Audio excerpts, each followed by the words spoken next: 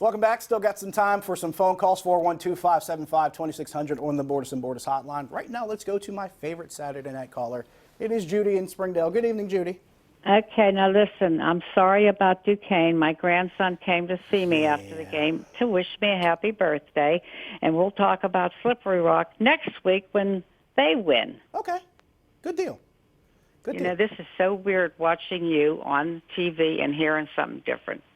Well, you got to listen to your phone because the TV is a little bit delayed. But thanks for the call, Judy. And shout out to Duquesne. They lost to Central Connecticut State today. Good year, though, but, you know, they ran into a bad stretch at the end of the season. They lost their starting quarterback. Daniel Parr broke his collarbone, and they lost their last 3 games. But otherwise, that could have been a fun little 3-way dance there at the end between Central Connecticut. Robert Morris won today. It's a big turnaround season for Bernard Clark Jr. and the Colonials.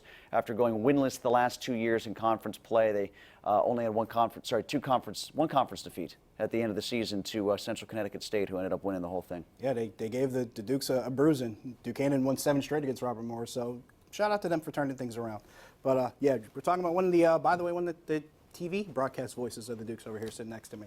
One of the many jobs that he does. I respect the game. Let's go to Ron. Did Louisville score again, by the way? They might have. They might have. They've already cracked 50. Ron in Hampton, you're on the Nightly Sports Call. Yeah, hey, before I get into my main call, Syracuse stinks, Tim. Hey, listen. I think I just alluded to that. Didn't I just make that point myself? That's pretty much been confirmed. They stink.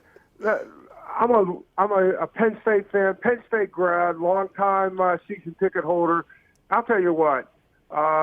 3 turnovers today, and you can't capitalize on that. You know, this guy talks about being an elite program. Your program is not elite, Jimmy. Do us a favor. Go to Southern Cal. Go to Florida State, because you haven't beaten a ranked team on the road ever. How many fake names does that guy have for various talk shows? I don't even know. I'd rather not figure that out. He does. Ron has a good point, though. When you have a team like Ohio State, which is, by all comparisons, probably, if not the best, one of the best teams in the league. Right now, it's them and LSU and everybody else in my book. And you get 3 turnovers off that team, and you're still down 21-0 in the third quarter. Something's wrong. I think that's a fair criticism. Well, I think what James Franklin needs to do, and maybe what Penn State needs to do, is either Franklin needs to leave Penn State, or Penn State needs to leave the Big Ten and go to a real man's conference like the ACC Coastal, like Pat Narduzzi pointed out. Don't you think? Oh, the worst Quentin Tarantino movie ever made, the ACC Coastal. Honestly, as much as he talks about James Franklin going to USC, you know where he might have a much better recruiting pool? Probably at USC. Oh. I thought you were going to say North Allegheny. Well, I mean, by default, true.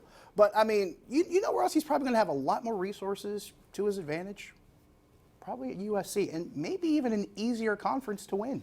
Yeah, easier conference to win, but the conference does matter. And don't you think that you have an easier path to get in by winning the Big Ten, or, like, oftentimes finishing second in the SEC? Assuming you do it, yes. You know, like, which they haven't done. I suppose you could go to USC and then it'd be the Clemson of the West, basically, is winning the same conference over and over again, if you can do that.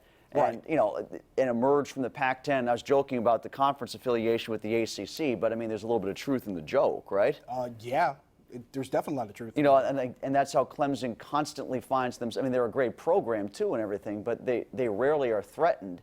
And if he wants to go from being the second best team or third best team all the time in the Big Ten, where it might be more merit worthy of being that than necessarily even winning the Pac-12, he can do that. But if he can turn USC into what it used to be and turn USC into what Clemson is in the ACC, then yeah, he's got an easier path. I agree with that. And here's another thing. As much as we talk about Clemson and we talk about the Coastal, you can make the argument that the Coastal might be better than the Atlantic, because the Atlantic is kind of down this year too. Yeah, that's true. Atlantic hasn't been too great. But I mean, but you get what I'm saying. I mean, it's kind of funny that, you know, Narduzzi was going out of his way to prop up the ACC. I thought that was an interesting little shot. I agree. Yeah. I agree. I thought that was interesting. We have time for one more call. Let's go to Rick in Chippewa. Rick, you're on the Nightly Sports Call.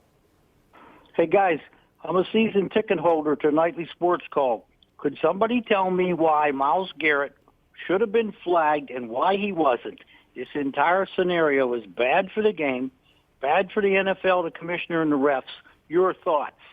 Rick, I said the exact same thing last Friday night, the day after the game, and it was the first show that we had after that happened.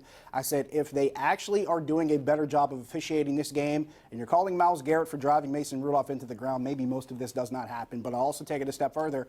If you're actually looking at some of the calls that weren't made on some of these egregious shots that Cleveland defenders were taking at Steelers offensive players, a lot of this probably doesn't happen. I don't think a flag stops the action, though. Like, I don't even know if he knows that his helmet is. But it probably ends the aftermath. His helmet is in his chest here. You think it does? I think he was so unhinged. I think he was so out of his mind that just knowing. You think knowing that he had been flagged already stops him from swinging the helmet? I think with the flag being on the ground, when the two are on the ground, maybe they get broken up faster. Why?